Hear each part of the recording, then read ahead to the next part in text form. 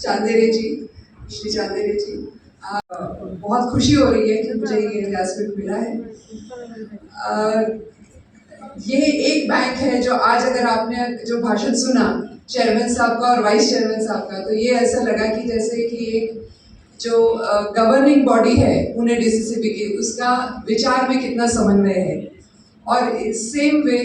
जब हम देखते हैं तो देसाई साहब भी जब भी हमसे मिलते हैं नाबार्ड में, तो हमको लगता है कि जो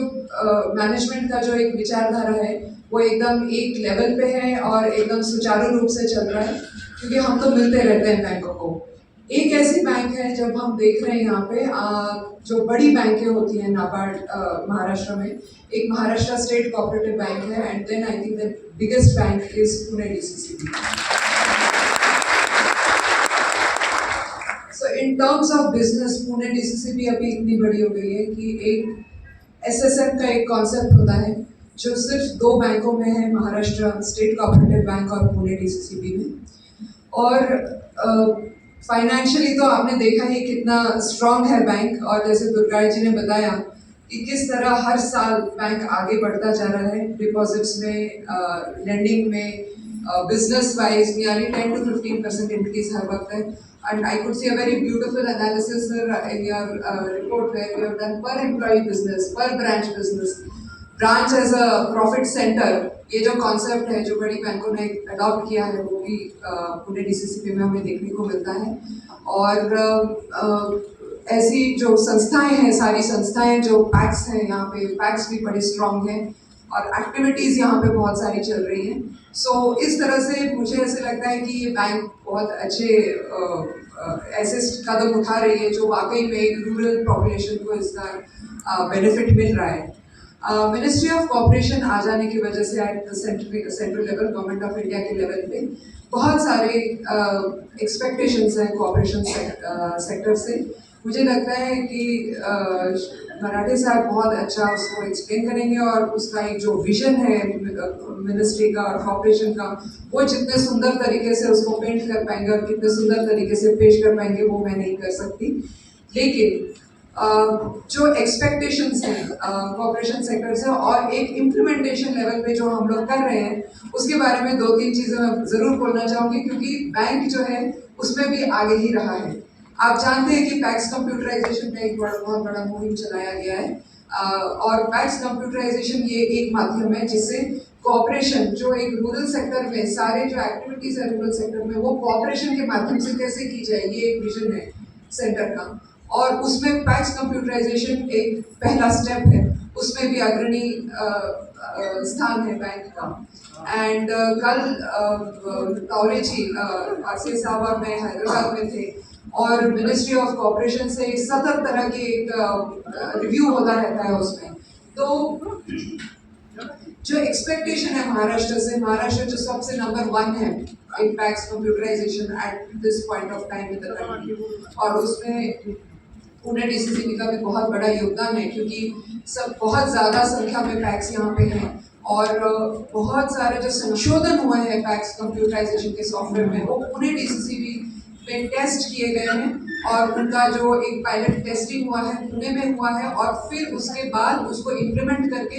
देश भर में जो सॉफ्टवेयर चल रहा है उसके अंदर जो इम्प्रूवमेंट आए हैं वो हमारे यहाँ पुणे डीसीसीबी में उनको टेस्ट करके फिर किए गए हैं। सो ये भी एक बहुत बड़ा योगदान है पुणे डीसीसीबी का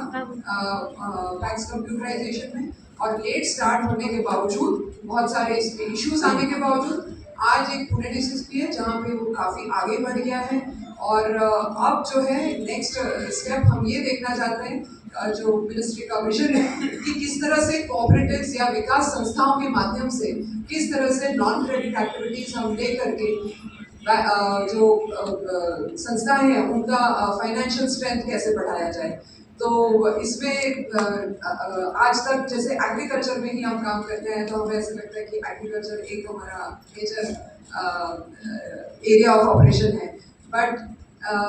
यही कहना चाहूँगी कि agriculture is not but farmer definitely is, and farmer के जितने रिक्वायरमेंट्स हैं वो सारे रिक्वायरमेंट्स अगर हम कोऑपरेटिव बैंक के माध्यम से ही अगर कर सकते हैं तो ये फार्मर जो है वो दूसरे बैंक के पास नहीं जाएगा। पूरे डीसीसीबी के बारे में ये ज़रूर कहूँगी कि मुझे कई लोगों से फीडबैक मिलता है, तो जैसे हमने कभी एक बार आर से भी बात किया था कि यहाँ पे आपके ब्रांचेस में या स्कोप है बिजनेस का, तो कहते हैं मैडम आप पुणे डीसीसीबी है। सो पुणे में पुणे डीसीसीबी है, इसका एक लोहा मानते हैं लोग, और सभी बैंक इसका लोहा मानते हैं कि नहीं ये डीसीसीबी बहुत स्ट्रांग है, और उनका जहाँ एरिया ऑफ ऑपरेशन है वहाँ ज़्यादा हम हस्ताक्षर ना करें तो बेटर है। It's too stiff for competition. So this is the feedback which I get from people, and बहुत संतोष लगता है ये सुनकर कि cooperative sector में cooperative बैंक को एक इतना ज़रा importance दिया जाता है तब। So तावरे जी भी आपको बताएंगे, लेकिन जो अभी विजन है कि किस तरह से न्यू एज बिजनेसेस हम पैक्स के माध्यम से कर सकते हैं, एंड नई तरह के एक्टिविटीज कर सकते हैं, ताकि जो फार्मर्स के रिक्वायरमेंट से अगर वहीं पे यूज हो जाए, वहीं पे उनके सोल्यूशन मिल जाए तो वो आगे ना जा पाए। एक दूसरा, जो यूथ है आज जो कॉपरेशन से भागता जा रहा है, उसको भी अगर हम कॉपरेटिव सेक्टर में ही रखें तो ऐसे हम कौन से कार्य हम पैक्स के माध्यम से कर सकते हैं ताकि हम यूथ को एंगेज रखें कॉपरेशन के साथ। सो कल ईवी की बात हुई, इलेक्ट्रिक व्हीकल्स की, रिन्यूएबल एनर्जी की बात हुई, रूरल टूरिज्म की बात हुई।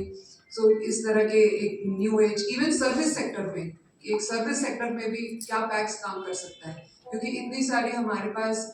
सेल्फ हेल्प ग्रुप्स हैं, उनका भी जुड़ाव अगर कोऑपरेटिव पैक्स के साथ हो जाए तो क्या हम और ज़्यादा एक्टिविटीज़ कर सकते हैं क्रॉप लोन के अलावा। मैं ज़्यादा समय नहीं लूँगी क्योंकि आई थिंक हमें मराठी जी को सुनना चाहिए, और आज का जो वातावरण बना है वो एक्चुअली कर्मचारियों को, जिनको हम सभी को जानते हैं, नाबार्ड में आते रहते हैं और हमारी मुलाकात सबसे होती है, मैं to each one of you hearty congratulations for keeping the bank. And I will close with that very beautiful line which Durgadi ji said: "Equality is not by accident, and it is, I think, by intention. And the intentions are in the right place in Pune DCCB." So,